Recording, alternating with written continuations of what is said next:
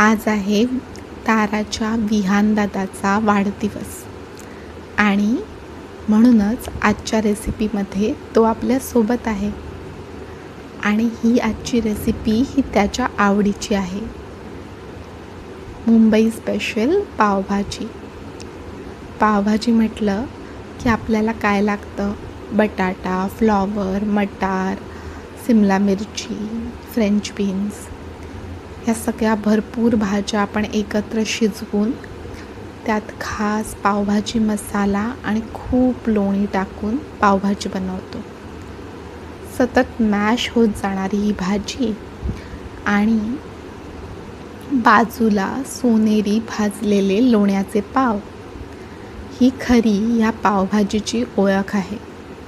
घरात जेव्हा ही बनते तेव्हा फक्त चवच नाही तर मुलांच्या चेहऱ्यावरचं हसूही वाढतं. एकत्र बसून खाण्याची मजा आणि गरमागरम पावभाजीचा प्रत्येक घास कायम आठवणीत राहतो. तर ही स्पेशल पावभाजीची रेसिपी आपल्या लाडक्या विहानसाठी. Happy birthday.